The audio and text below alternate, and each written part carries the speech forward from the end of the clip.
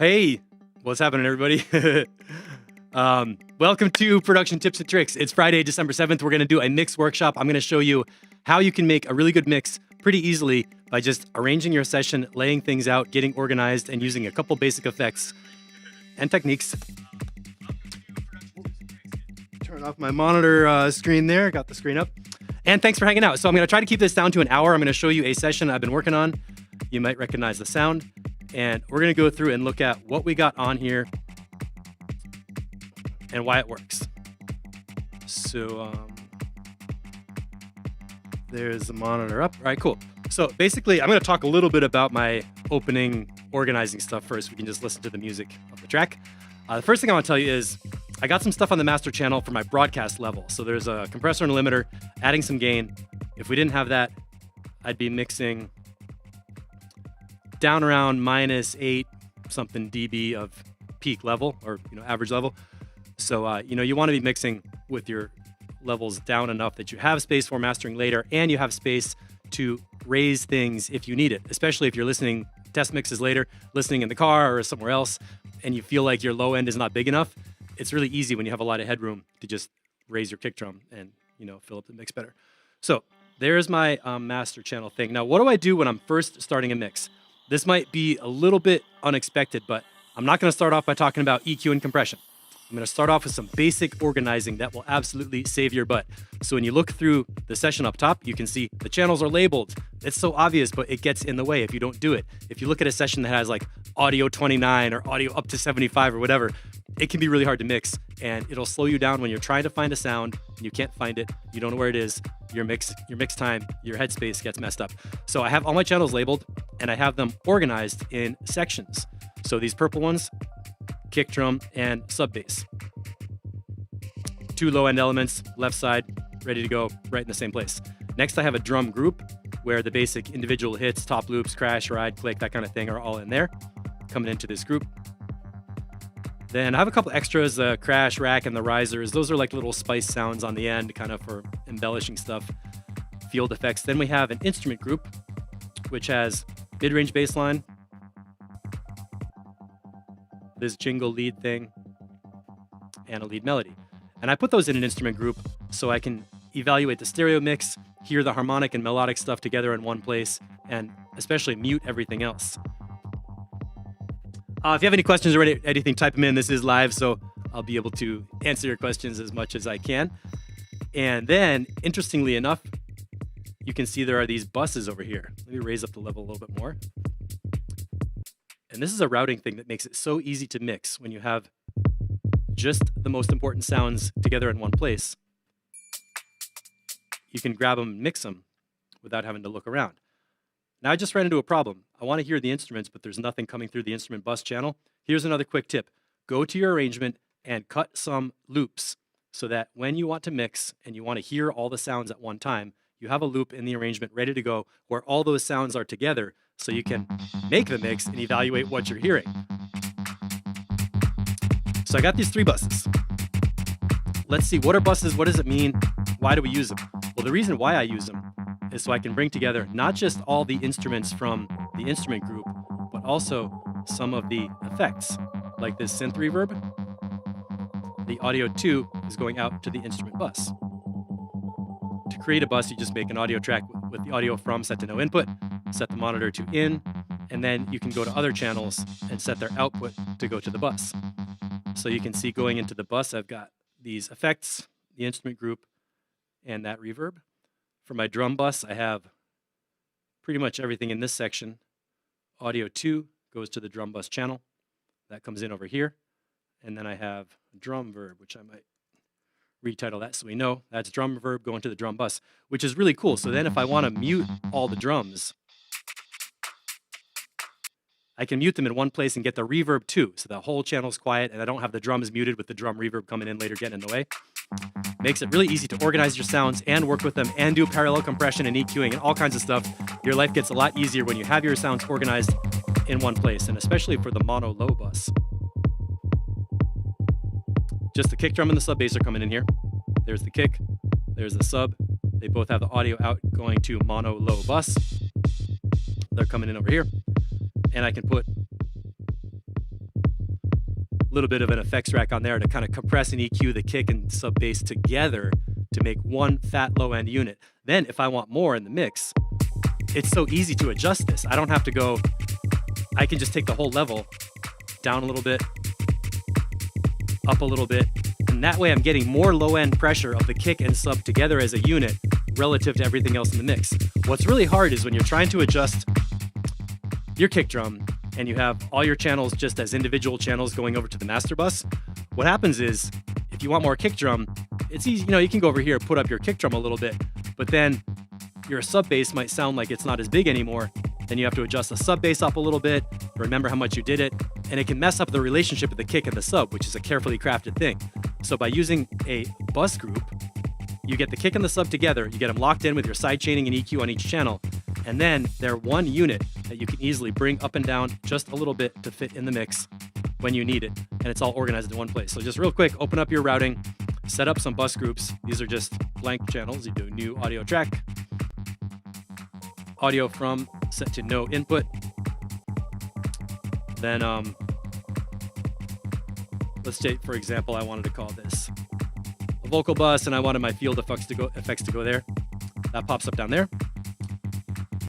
Vocal bus, set the monitor to input, and now that track is going to pop up over here.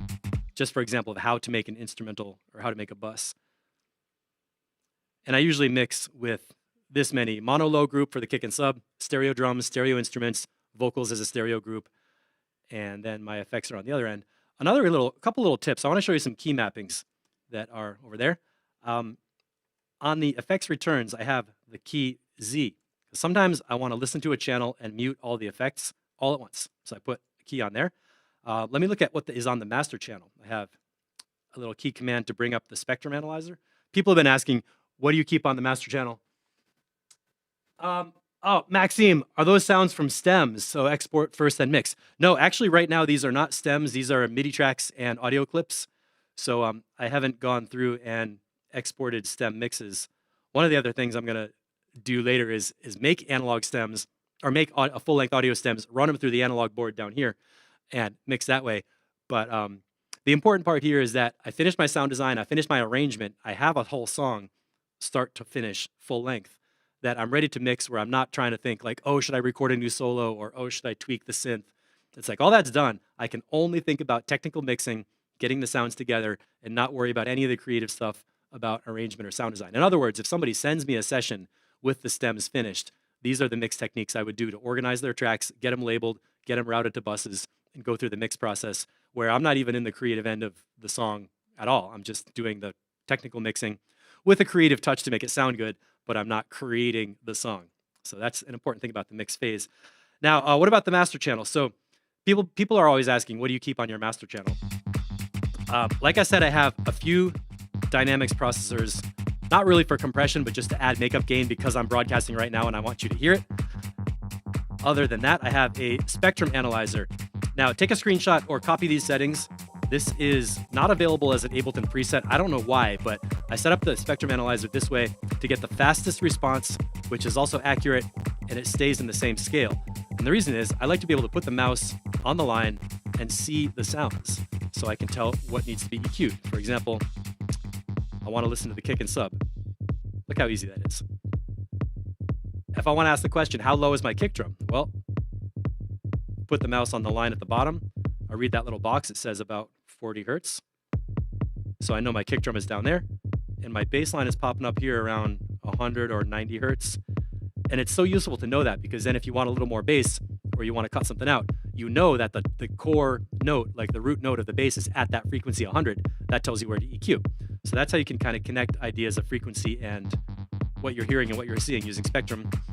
What else do we have on here? I have Sonar Works. When I'm mixing with the speakers on, that's a plugin for correction of the room acoustics. So we're not going to use that on the broadcast.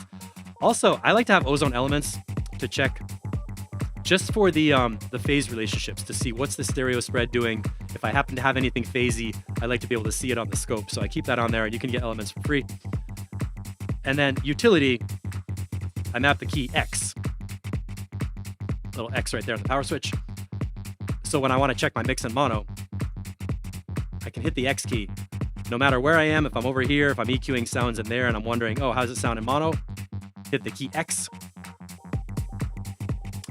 What's Maxime saying? I just, if you're not sure your computer can handle bus tracks on your session, export stems beforehand. Yeah, that can be a problem with buffer size and glitching. It gets to be annoying. So let me pause for a second. What did we talk about so far? Main important things for mixing. Get your channels labeled so you can find the sound you want. That's the point of that, so you know what sounds there are in the session. Next, organize them where you have your low end in one place, you have your drums all together in one place, and then you have your instruments all together in one place, just in sections in the top. So even if you're not using groups or not using routing or anything, still drag your channels into sections and even color code them so you can really quickly look at it and be like, here's all my percussion.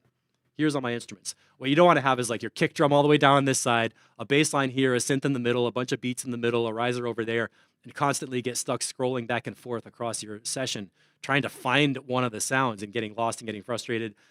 It's a waste of time. So don't, even if you have 120 channels, this will make it much easier to mix. We talked about the spectrum, the mono, having a little key Z to turn the effects on and off, spectrum analyzer, Sonarworks, ozone, compressor level, broadcast level, channel labeling, track order, grouping, arrangement markers and layers. That's really important to make sure that you know where these sounds are happening. So for example, if you're mixing a track with vocals and you want to know what's going to be the loudest part of the track, where the vocals are in, the main drop, the peak, you want to loop that section and mix there so you're sure that so you understand what is the loudest part of the track. And then you can kind of work backwards and work on the quieter parts. Now, let's get right into some of the processes. I guess I talked about routing first to explain buses and stuff. Channel effects. There's a download available with this broadcast. It's in the YouTube description text. It goes to Gumroad. You can get a channel strip that looks like this. It's what I call my universal channel strip. And the reason I use this is there are some mix tools that I always use on every channel in the mix. So when I get a mix together, if someone sends me a project or whatever, the first thing I do is I go through and drop this channel strip on every sound in the mix. Right now I want to loop a section of kick drum so we don't get stuck with no kick drum. So let's just make that a little bit shorter. And it's really handy to have the basic plugins ready to go. I know I'm going to use filters. I know I'm going to use EQs. So what's inside this rack? Well, the first thing is utility. And since this is a kick drum, we're working on channel 1, I just go right here, hit the mono switch. This rack is mapped where you can play with the width if you want to. There's the gain. This is one of the most basic tools you need, but sometimes when you need to raise the gain on a sound, you don't want to maybe go into the instrument or go into the audio file and raise the clip gain. It's really handy to just have utility gain right there. Notice that this rack is mapped with power switches, so if you don't want something, you turn it down, it's bypassed, and it goes off. Next up, high pass filter. People talk about these all the time. They're always debating, do I need a high pass filter? What should I do? You don't want to high pass every single sound in your mix up to 500 hertz and have no low end and no mids. You do need the body, you do need the resonance of the meat or the voice of the sounds, but it's really useful to have a high pass filter available so that, for example, when you look at the kick drum on your spectrum analyzer and you see that the lowest frequency coming through is about 40 hertz, well, I don't really need any subsonic 20 hertz information in there. So I can turn on my channel strip, activate my macros, take my high pass filter, park it just around 40. And what gets to be fun is if you want a little more, you can take your resonance, add a little bit of a gain, a boost right around the cutoff frequency. Just kind of give that a little bit of oomph-de-oomph. So high pass filter. And a lot of the time in my sessions, I might use a high pass filter, only use a high pass filter. A lot of channels like a beat loop, a hand clap, a snare even. Sometimes the only thing you need is just one high pass filter up to 100 hertz, and then you move on to the next part of the mix.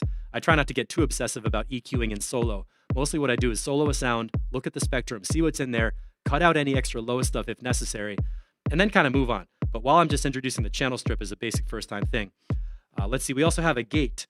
Now, I don't use a gate on every sound, but when you need it, you need it. And again, this is mapped to bypass when you get to the end of the range. Gate is especially fun with beat loops. You can do some really great sound design when you get a drum loop, put the gate on it like real hard, and then open it up so only some little like short chops come through, and you'll hear how cool it sounds. It's a great way to take a boring drum loop, make it more exciting, make it your own. So gate can be a creative sound design tool as well as a cleanup tool. If a kick drum has too long of a tail or something else has just like a bunch of kind of extra stuff in between that you don't need, the gate will just chop out the silences and only keep the part that you want. Especially if you recorded a synth with a dirty background noise, you can have the gate to just cut out the background noise from like an analog synth and keep it sounding fresh. Parrish, why gain minimum value at 0? What if you wish to lower a volume? Oh, that's a good question. I think in terms of gain staging, when I'm recording a sound or bringing it in, I try to get the loudest sound I can with the highest signal to noise ratio. If you look at the little peak meters in the channel, if I'm in a situation of trying to lower a sound, I would do that in production at the synth or the instrument level. So if I'm using a drum rack or something where the output is crazy hot, I would lower it there to make sure that it's exporting, or that the end of the channel strip has something kind of in range and not, I try to avoid recording or exporting something where it's jacked up and too loud, because that can be hard to correct later. But that's a good question. Stuart, usually put utility at the end of the chain. Is it better gain staging practice to put it at the start? No, you don't have to put it at the start. The key is to be aware of your measurement meters. So these little green meters in between every plugin, if you look at those, they will tell you roughly where your sound is. And internally, it's okay to have it go a little bit into the red. You're not going to hear that as distortion. The main idea is to know, where is your volume coming from and where does it need to be adjusted? So if you have a sound like at the end of this sample, if that's jacked up into the red, get ready. If we got that kind of nonsense going on and the meter's jacked up into the red right here, it doesn't make sense to go here and try to lower the volume.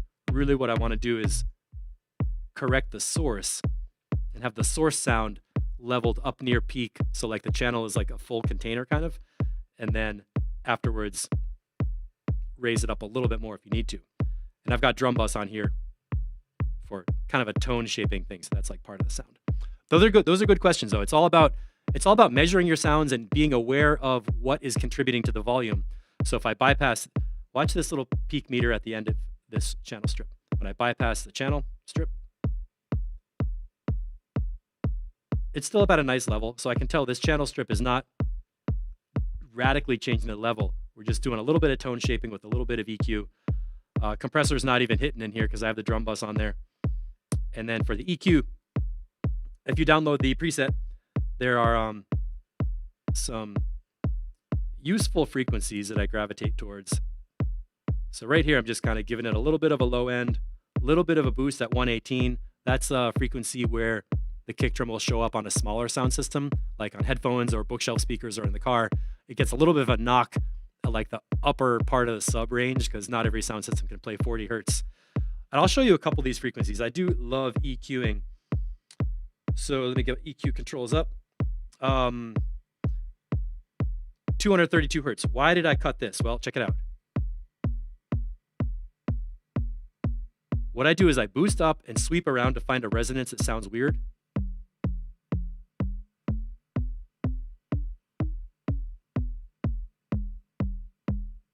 To hear that, it's like boom, boom, boom. I look for a resonance like that and cut it out, right?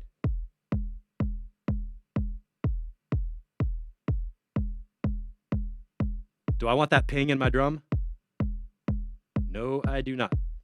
So that's like the frequency sweep technique, where you pick a band, boost it up, listen to what's in there.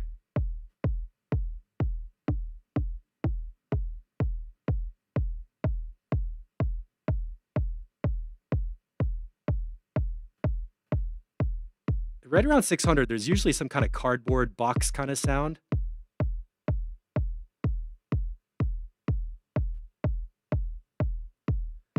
And you can just scoop out a bunch of that, and you don't notice that it's gone, and it just kind of makes it sound a little bit better. And then next up for kick drums, a great frequency is around 2.2, 2.5. That has the click. That you just put a little bit on the top of the kick drum to really signal the exact precise rhythmic start of the kick so that it'll come through better in the mix. Last in the channel strip, welcome to the channel strip. We have a limiter in case you want to add or put a sound up just and really crush it. I wouldn't use a limiter in this situation, but sometimes I get a hand clap or a beat loop where it's a real electronic sound and I do want to just drive it up into a ceiling, kind of like a clipper, and get everything up nice and loud. So those are the basic mix tools. And just for reference, where does this come from? Stuart, wait. I put utility at the end so the compressors and level triggered effects remain consistent if I use utility to change the level. Yeah, that's a good way to do it. So you basically go through your plugins, shape your dynamics, get the tone, get the sound the way you want, and then you have utility afterwards to take the whole sound up or down as much as you need to. That's a good way to do it too. So where this comes from is basically from the channel strip on a digital mixing board for live sound or studio sound, where what I'm getting at here is this gives you an order of operations. Like if you plug in a mic, the first thing you do is add gain. Then if you need to do a gate, you can do a gate. If you want to do some dynamics control with compressor or limiter, you can do that. Then some EQ for tone shaping, and then pan position and volume on the output side. So this channel strip is useful because when you go through the macro knobs one by one, it takes you through a process where what's utility gain? Oh, I'm measuring the basic level. And it tells you to measure the level. You don't have to adjust the level, but step one of a sound is, what is the level? Do I know where it is? Can I find it? Next, utility width. What's the question? Is the sound stereo or mono? Where is it in the stereo field? Do I need to pan it to correct the stereo field if it's recorded on, out of alignment or something? It's like asking questions, problem solving to get all your sounds in shape to make it easy to mix. High pass filter. The question is, how much low frequency content is this in the sound? Do I need that low frequency there, or can I filter some of it out? And most sounds, honestly, you could filter them up to about 100 hertz, almost without thinking about it, and it's going to help. Not your kick drum, but other sounds.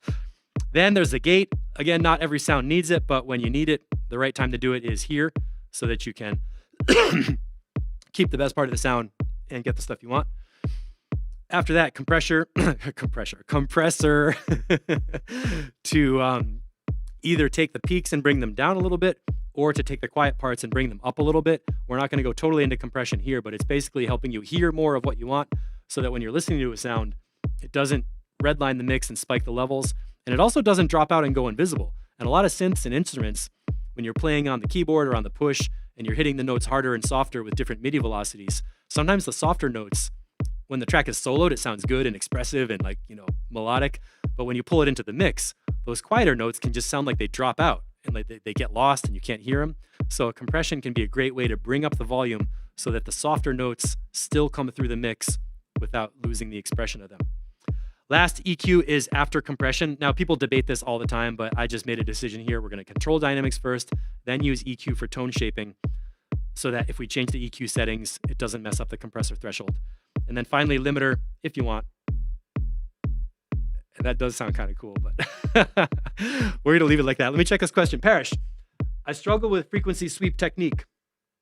I can end up cutting out 10 or more points as they all sound odd, boosted that much. Yeah, well, that's a good point, and it takes some time to EQ. You do have to stop yourself from EQing too much in solo and drop the sound back into the mix, A/B your EQ, and ask, can I even hear the difference? I start with EQing by doing a cleanup thing where I'll basically look for one frequency that sticks out. If it's a high frequency sound, I'm going to look for something that's real sparkly and ear piercing. Oh, I want to mute the effects. What do? Z. See how easy that is? Check out what I did on the Crash. You can see there's a little high-end boost just because, Crash is a high-frequency sound. But all I really did here was I looked for one frequency that was going to be kind of ear-piercing, and I ducked it way down. And after that, the idea is you want to have good quality sounds to start with, and if there's a few, like one or two little spots where it kind of sounds weird, you dip those down and then take the rest of the sound and turn it up. I know it is possible if you boost and sweep around, you're going to find a lot of resonances that don't sound good.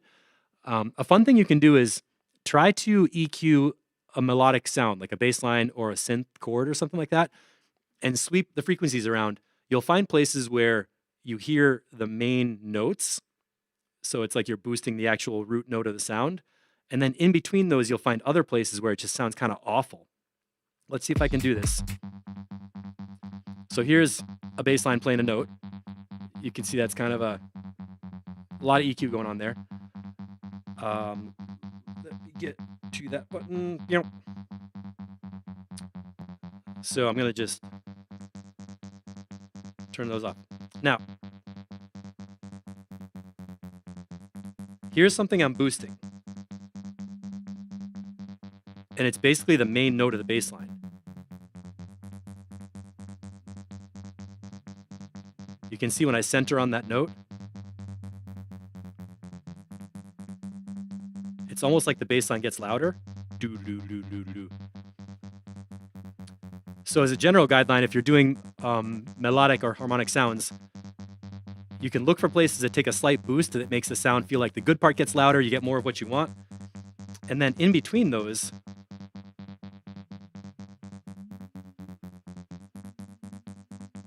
like around here,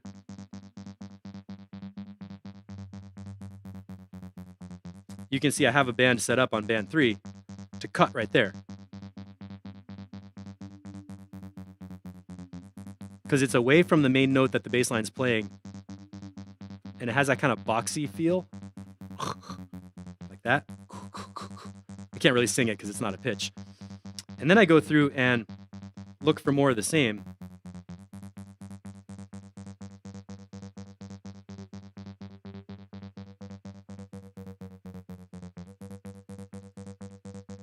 And the reason I want to dip this one out is because that's getting into the mid-range where some of my other chords and melodic instruments are going to be holding space. So you always have to be thinking about what a sound is going to interact with. Make space for other sounds. Now right here, it sounds really good. It's buzzy, it's like in the mids. So I'm going to use a nice wide, gentle EQ curve and boost that up so I get more of that mid-range sound. And then, what did I do up here? Oh, that's another cut in the mids. And then I took down the high end because whatever we have buzzing on the hi-hats, synths, lead melody, cymbals, I don't want to cut the high end out of this, but I do want to make space for other things. So it takes a little self-discipline to be like, how much can I take that down and still keep it valuable? Let's make a more gentle slope. So if I cut that down around there, we're still getting most of the bassline sound, but the high frequencies are just rolled off enough that we have space in the high end for other things. So really, if you can approach your sounds like this, find one space that's a really bad problem to cut it out, like either ear piercing up at 4,000 or muddy around 250 or something like that. Dip those out. Then you can go through and just boost gently to emphasize the good part of the sound that you want to keep. Put up like one or two of those little boosts, and then take it out of solo and think, all right, what other sounds are happening that it's going to integrate with? Now I need to find a section with the bass line and the other instruments. So how about right here?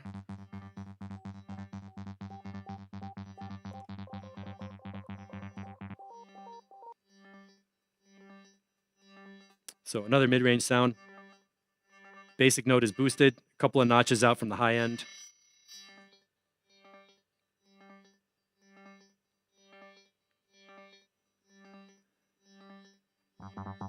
We've got those two fitting together. And this sound is kind of a soft pitch. Just cut out a couple of notches. We're listening to this one.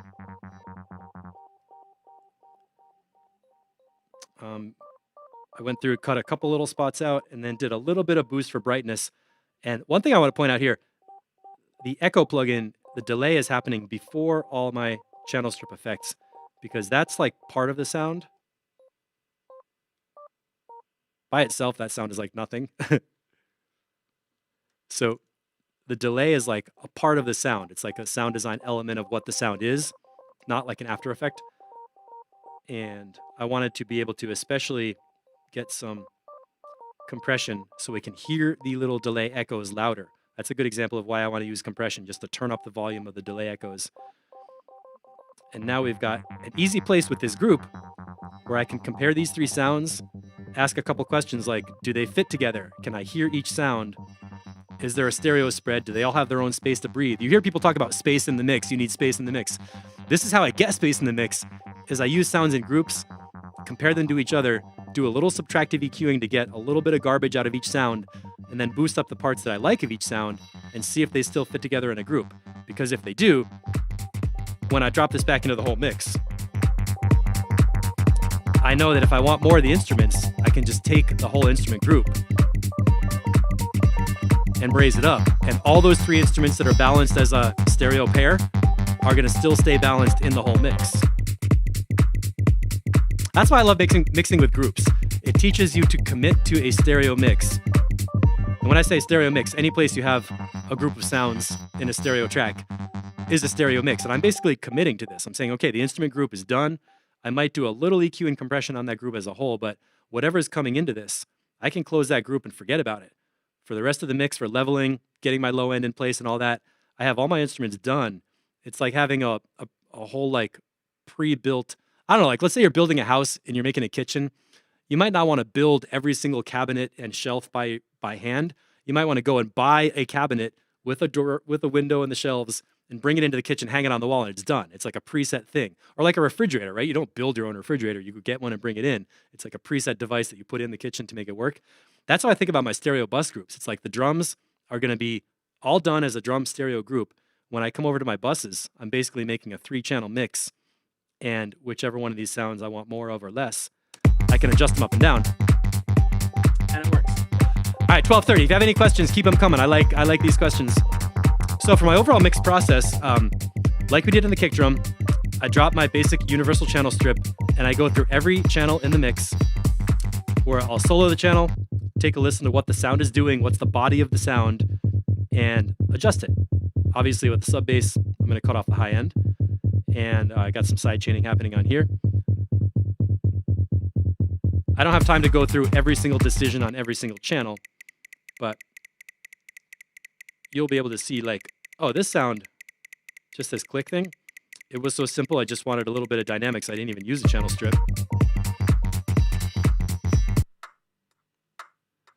Likewise, drum bus for level, high pass filter, that was done. I didn't even drop the whole channel strip because I didn't need a lot of sound.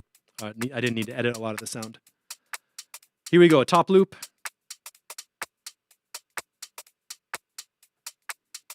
A little bit of high pass filter, not much else.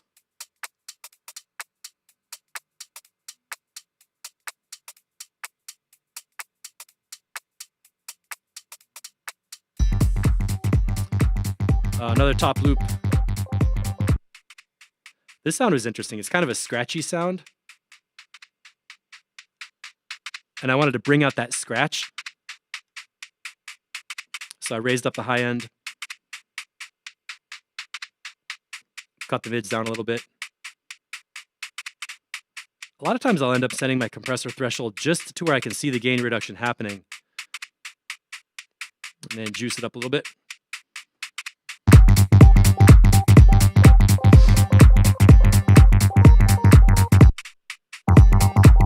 This sound might be good with some limiter. Or, I mean, limiter gain. I like that nice and scratchy texture in there. Again, I'm watching these peak level meters at the end of my effects plugins. As long as that's up to the top of the channel and not totally jacked into the red, we're good to go. You also don't want it way down too low, because if the sound coming through the channel is too low, you're going to end up pushing your channel fader up, and you might run out of fader and still need more sound. So when I'm measuring with these peak level meters, I'm basically keeping an average idea of where the sounds are, so that when I get my hand on the fader over here, I know that I can raise it up, and it's going to be a nice healthy level coming through the channel. And another one, channel strip, high pass filter. That sound is over here.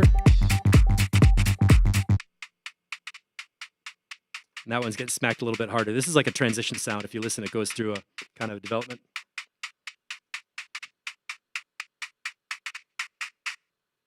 And that goes up into the effects. So that's the drum group. We looked at the crash channel, a little bit of a notch EQ, and high boost. riser sound. Again, a few notch EQs and that's all. Let's turn my effects back on. All right, let me know if you have any questions about my basic EQ compression channel cleanup. Mixing does not have to be complicated. Like if I get my session organized, label the channels, I know what sounds there are, I go through each channel, clean up the low end of each one, do a little bit of compression, a little bit of EQ, those sounds are going to be ready to go. Now I'm ready to push faders and work with my groups. So the next step after basically doing a 1x1 channel cleanup is work with my groups. And everybody always wants to know, how loud should I make my sub bass coming into the session? So right now what we're hearing is basically just the kick drum by itself. And I'm going to go backwards through here and reverse engineer this. All right, so I went through, now we're building up a mix, putting the levels up. So I got my kick drum in shape with the effects and everything. A general guideline is I'm going to start my bus group down at -9, which means if I want to add more level later, I'll have some space to do it. So I'm purposely parking that. Let's even go lower, -12. Let's park that lower. Now my goal here is to turn up the kick drum and read the master channel. And to really be accurate here, I better turn off my broadcast boost. Okay, this is now like a real mix. Turn that up a little bit. And what I'm looking for is at the master channel, the kick drum by itself, I want to see it coming through around -12 on the master channel. Because I know from experience that'll give me enough space to build up the rest of the mix around it. So the kick channel is about -5 dB. Master is hitting around -12. It's coming through the mono low bus group. There's no treatment on there yet, but there is space to do some EQing, compression, whatever. Now we're going to add the sub bass, and I want to get these working together. This is not something you want to do in headphones.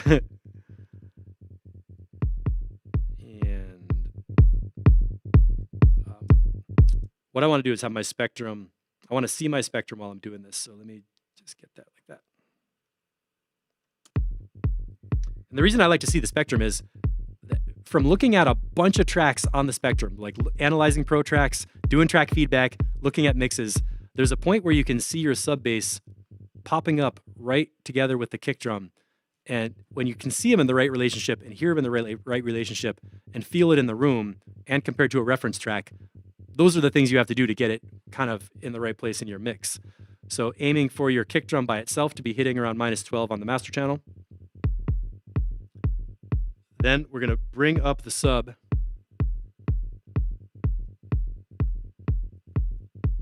Until I start to see it popping up a little bit above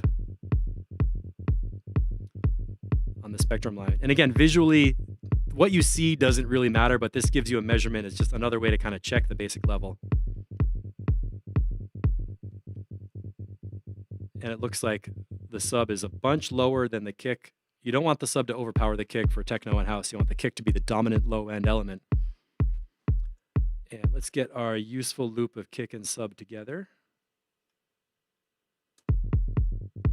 Okay. Now the low bus, tons of headroom on there. Mix has plenty of space. And all those effects are on, right? Little side chaining.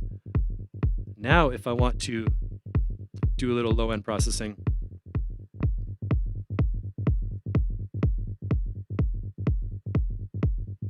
I can play around with this a little bit. So I got the mono plugin on there just to make sure my kick and sub are mono. Drum bus 1 knob compressor.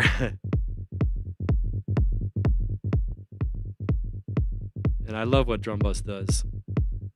Got the compression on. I don't want to add any crunch, but the transient part is really fun.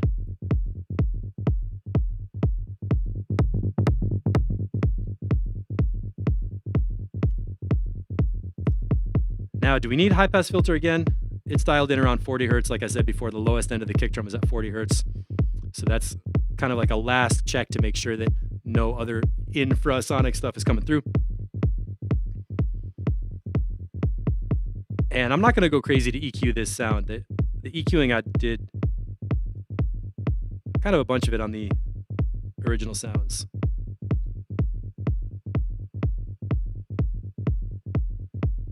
I'll leave that there since it's dialed in. And for final, this is if you really want to smack your sound.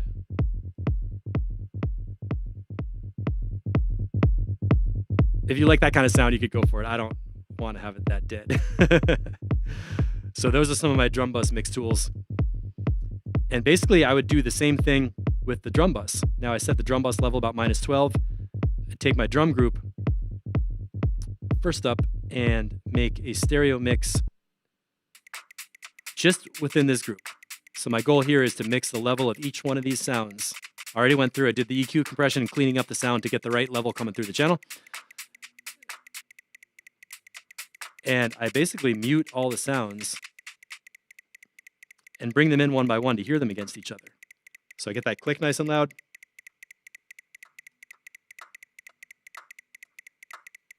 The top loops.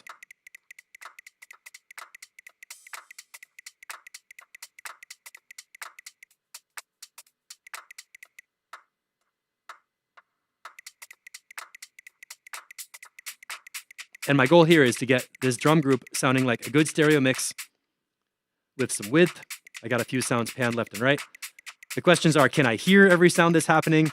Are there any frequency clashes where two sounds are right on top of each other? If so, pan them left and right. Is there anything that hurts my ears? Sometimes a sound is good by itself, but when you combine it with 4 more sounds in the same frequency range, it gets to be too much. And I have another channel strip on the drum group where you can go really into detail. And I'm not going to go crazy deep on this right now, but an example of when you would want to do some more editing with your stereo drums would be like if you have one group from a drum machine of like electronic drum kit, and then you have another one of some drum loops that are more like, you know, Latin percussion, hand percussion kind of stuff.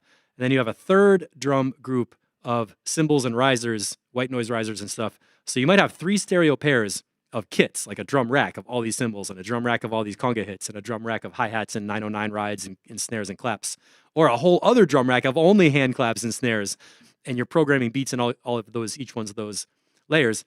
Then that might be when you want to take your group, do some group effects to pull the sounds together, and finally bring them over to the drum bus where you can get some overall compression on all those sounds together. Like we're doing here, we have the drum group, the crash, and the risers all going into the drum bus. And when I'm monitoring at this level, I want to make sure that all these 3 channels, ding, ding, ding, are working together as a balanced group so that no matter what happens in the percussion, it's going to sound good.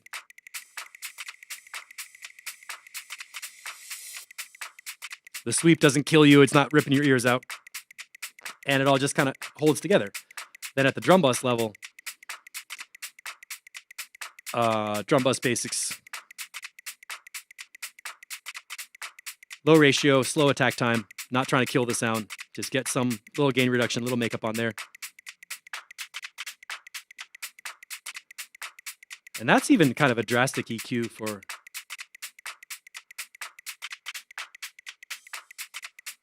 a drum group, but sounds okay. This is a fun one. Low pass filter effects. That might be something I just automate later on in the track. So that would be a place I do a creative decision to flow with the track and make it a little bit more fun. Oh, and then Polyverse Wider. This is another plugin that's free sometimes. I put that on the drum bus.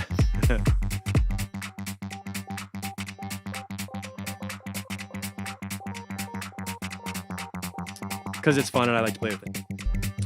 So it's about 12:45. Let me know if you have any questions so far. What I'm trying to show you is the basic techniques I use to organize my session, clean up the sounds, get the best level from each sound on every channel, meaning every sound in the mix, you have it up to the loudest level you can get it coming through the channel.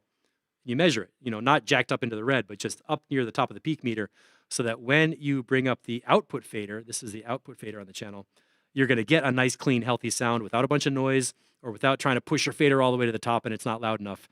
Measuring just gives you kind of a standard reference so you can get the sound you want, bring it into the mix at a nice clean level, and there's a place for it to sound good. So once I have my channels cleaned up and all my sounds kind of rough processed at the beginning, then I work with my stereo groups. Parrish, love the gain staging course. Gain staging the effects was one part I did not totally understand. Okay. Yes, I'll talk about effects, yeah. So after cleaning up the channels, we put them into stereo groups, and we just listen and ask the basic question. In a stereo group, can I hear every sound coming in? Do they sound good together? That's it, and that trains you to make a good stereo mix. If you can do that with a submix, you can do that with your master channel. Because remember, ultimately, when you're hearing everything, it's like you're soloing the master channel and asking the question, can I hear every sound? Do they fit together? Is there any frequency clashing? Does anything hurt my ears? Is anything getting lost and dropping out? Making the mix, like making a mix, doesn't have to be some big intimidating thing. It's all the same basic skills. You just measure the sounds coming in, arrange them so they fit together at the right levels, keep an eye on your overall level so that it's not, boosted way up too high when you get there, and you should be good. Main trick I can tell you is to start with your kick drum by itself so that the master channel is peaking around -12. And I don't care if you have individual channels or multiple track groups and buses, however complex your session is, it doesn't matter. Solo your kick drum and get it so the master channel has about -12 dB of space. Then if you build up the rest of the mix around it, you should be good with enough space to tweak everything else and have your track sounding clean, crisp, big, deep on the bottom so it drops some bass and you're not jacked up against the top. And the worst mistake people make is mixing their channels too loud, the master channel's in the red, and they try to fix it by putting on 5 compressors and 2 limiters to control the peaks, and they wonder why it doesn't sound good. Well, it's because you're smashing the crap out of your track. So the question was gain staging with the effects. It's basically the same question. You want to have a measurement of how much sound is coming through and get the best quality of sound and have an idea of where it's coming from and measuring it. So let's see, what are my drums coming into the...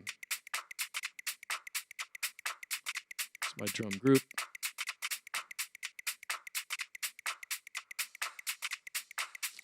I'm going to send a little more level in there to make it more obvious of how we're getting sound.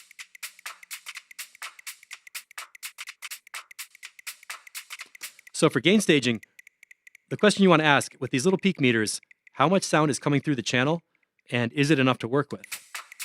So at the beginning, the first peak meter before the reverb unit is pretty well close enough up to the top. It's like 80% up. That's good. That means there's a healthy sound coming in. If we were in the analog world, that's good because when you have a healthy signal coming in, you don't need as much gain on the back end, and the gain on the back is where you get noise. So you want to have your input level really high to avoid extra noise on the outside. Now, I know in the digital world that doesn't exactly translate, but it does make a difference when you're measuring and trying to find the sound and get it sounding clean in your track. So the first thing is when you're going into an effects return, get whatever sound is coming into it, get that up loud enough that you can see it and measure it. Then when you have your reverb kicked in, you can see the output of the reverb is a little bit lower, which means I'm going to use the output fader to bring the level of reverb into the mix. And sometimes I do have a reverb that's not giving me enough output. So in that case, what I would do is find a device to add some gain and work with that reverb to get more of the sound.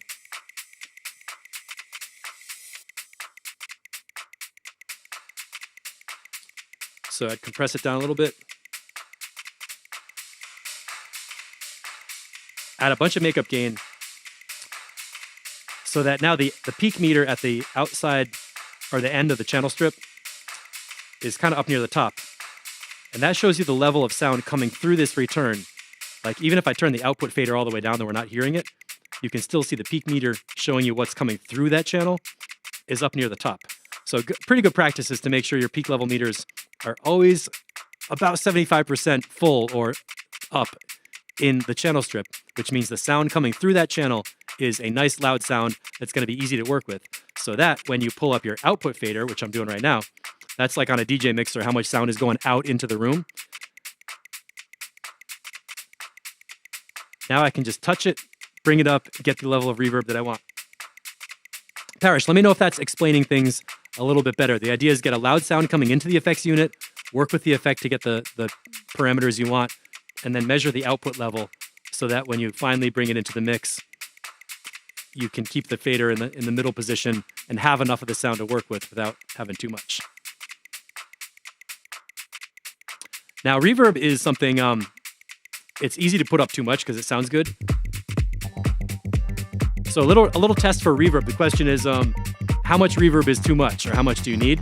What I like to do is fade it up and mute the channel and listen and see if I can hear it.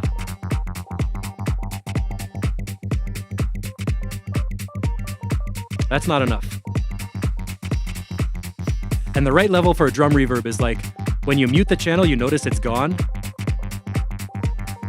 But when the channel is in, it's not taking over with the big washy sound, right?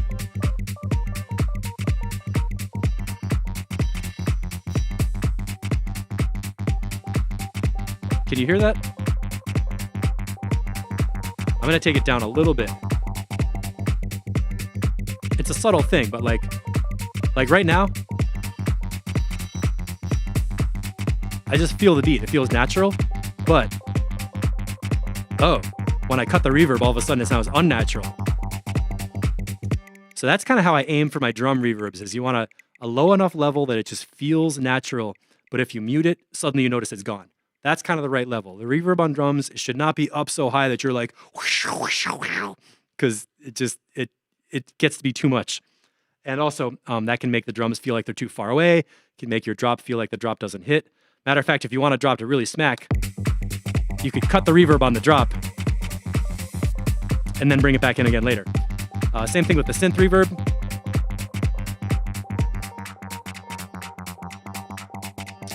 Let's identify what is coming through this synth. All right, now this is the problem, because the input meter for this reverb is pretty low. I can't really quite hear the reverb, and it's all jacked up. So the question is, what is coming in here on the B levels? Let's just go crazy and put them all. Let's put up these two. Now we can see a much healthier level coming into the reverb effects unit, which means whatever this reverb is doing, it has more to work with, and it's going to sound better, or process the sound better, because it's not more silence, it's more sound than silence. Now obviously the output's up too high.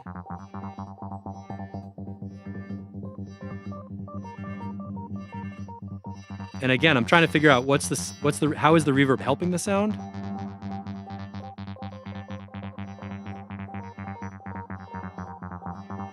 Maybe around there, kind of just gauging roughly.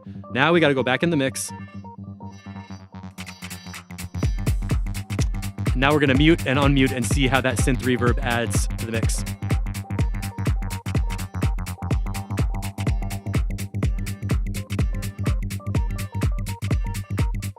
Okay, that's nice and dry.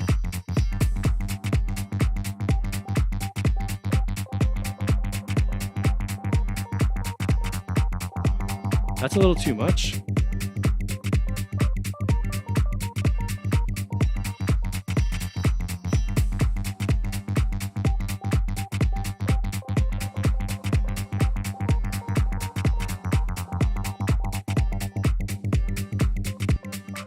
And for a synth reverb, I like it to be nice and tight and short so it doesn't wash over the notes, but it should be like a short decay, but a big enough sound that it almost sounds like it's doubling the instrument or making the sound louder. So the synth reverb is like a tight bubble of reverb around the sound.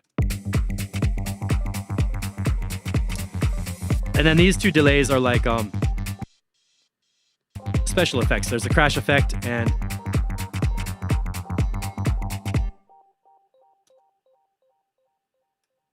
the D.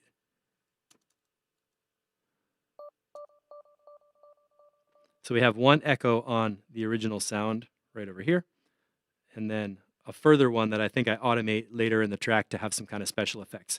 So these two delays are not part of like the structure of the mix. They're like extra kind of spices that you add on later, like a delay on the crash or something to automate at the end of the track to make the sound kind of overlap or build up or feedback and make a transition sound. And take that down a little bit. So that's basically it. Parrish, that was a good question about gain staging with the effects. Again, the end result we want to get to is the master channel with a bunch of headroom on there. Now I'm going to go and kick in my, I call it my broadcast levels. So just for illustration, what I'm doing is I got my threshold down so it's doing much less than 3 dB of gain reduction. If I'm going to export a test mix, I don't really want to compress it a lot. I want to basically listen through, hear the mix, hear the sounds, hear the arrangement. I'm not worried about the overall level or the final mastering. I just want to know where the peak is. So I bring the threshold down just enough to get a sense of where it's hitting. Tiny gain reduction.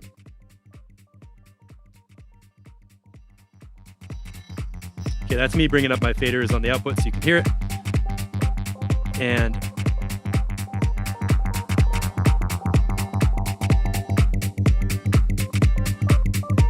now I'm raising the makeup gain, watching for where does it start to clip inside Glue Compressor. Just a little bit like that.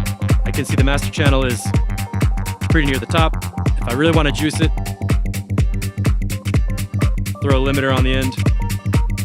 And now that's a bad mastering job. Quick and dirty mastering, but it will work to export a test mix that I can listen to and compare to other tracks and just feel if all the sounds are in the right place. Can I hear the reverbs? Can I hear the synths? Can I hear every instrument as we go through the mix? And at this point, what I would do is stop, go for a walk outside, come back in, readjust my ears, and start over. And you know what? Right away, that reverb is wrong. When we were at the peak of the track with all the main elements in there, the reverb sounded good. But at the beginning like this, it's way too much. So I'm either going to solve that with automation or with making a decision that that lead needs less reverb. And again, that's a really important reason why you want to have markers in place to find out what's the loudest part of your track, to check all your levels at the peak, and listen through the intro, the breakdown, the ending, to hear the quiet parts, to make sure you don't get what I just got, which was way too much reverb at the opening of the track. It sounded like crap, right? It didn't sound good at all. So it does take time to compare different sections. This is why you want to have some markers in place and be organized with the track labels so you can find the sound you need when you need it, and organized with your sections so you can go through and figure out where things are happening in the track, especially with analog stems. If you're looking at a brick of 24 tracks, they're all the same and you can't really see the waveforms, it can drive you crazy trying to figure out where the peak is, or where is that one cymbal crash, or where is that one riser. You don't want to go hunting around during a mix session. You want to it's worth it to take the time, listen through the track, drop some markers, and be able to find the parts of the track that you need when you need them. I think that's going to be a good stopping point today. Let me do a quick little screen share to Gumroad. This is the Mix Tools channel strip, which is free for download right now. You can see the screenshot. It has these macro knobs mapped through the devices to give you a process, and I can't say that enough. The process is what really matters. Utility gain for measuring, stereo width to keep an eye on it, high pass filter to clean up the low end of sounds that don't need a lot of low end, gate if you want, don't always need it, compression to get an idea of the dynamics, either to bring down the excess peaks or raise up the quiet levels so you can hear all the sound that you want. Then EQ for tone shaping, aim for basically chopping out one notch of a part of a sound that doesn't sound good, giving a gentle boost of the part that does sound good, and that's all for now. And then if you need to EQ more later, you can, but you don't have to go crazy with EQ. Limiter gain if you want to smash the sound up. And the cool thing is, these are available for Live 9.7, 10, and 11. The effects rack will work with Standard Edition. You don't need Suite. And it's a tiny file. It's like 9 kilobytes. So you can just download it, drag it, drop it right onto a track, right from your downloads folder directly into Live. The channel strip will pop up, and you can start playing with it to go through your sessions and do some mixing and share your tracks with us and let us know how it sounds. So all you do is go to Gumroad. It's free, or you can pay what you want. You can put in $99 million and I'll come personally visit you in a quadcopter. And I want you to download this. So if you're watching this, download this channel strip, get in touch, use it. Let me know how you like it. Let me know what you think about it. Remember, these macro knobs are all mapped to bypass the effects and everything. So it's really easy to use, especially on push or whatever knob controller. You just grab some knobs and tweak them. And if you just do these basic things, you will be able to make a great mix. The basic techniques are organize your channels, work with each sound to clean it up a little bit and get the level coming up at a nice hot level through the channel. Then make your stereo groups, listen to each group by itself, balance the sounds so you can hear them all. They're in a nice stereo field, and you have a container for each sound, or a group, like just the drums or just the lows. And then bring your groups together over to the master for measurement. You want to have your kick drum peaking around -12 and build up your mix around that. And then effects returns and everything like that come on last for shaping the space around the sounds. And I really do like that mute technique.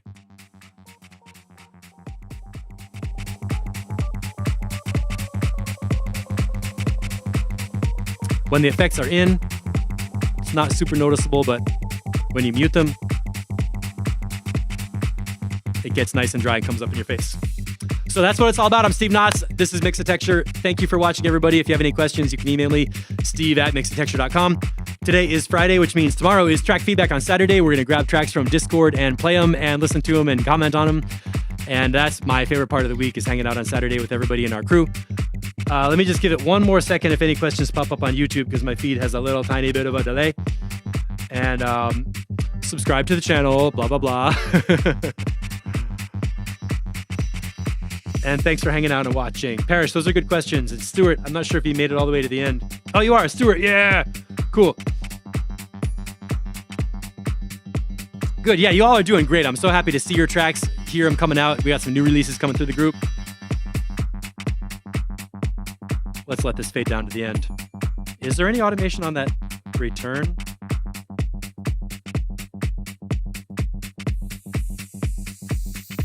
Oh, I guess not.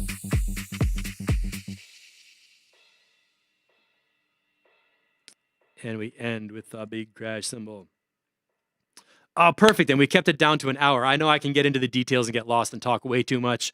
Let me know what else you want to know about with mixing, because there's a ton of topics. We could talk all about sidechain compression one day, or I don't know, snare drum EQ or whatever. I mean, there's a lot of topics, mid-side EQ, all kinds of stuff to deal with in the world of mixing. So let me know what you're interested in or what you're struggling with, and I'm happy to talk about it. My basic goal from now on for the rest of the year is work on my own tracks, show you the process with sound design, song structure, and mixing, and use these weekly workshops to just show you what I do with my own music. So it's kind of going to be the same thing every time, but with different tracks, different details, different problems, different solutions. And over time, as you see the same process again and again, you'll get the idea of a recipe, a strategy, a workflow, how it can make you work really quickly to get great results without banging your head against the desk for 12 hours, turning into a skeleton with cobwebs in your armpits. So that's it for me. Love you guys. See you all tomorrow at 12 for track feedback. Bye-bye.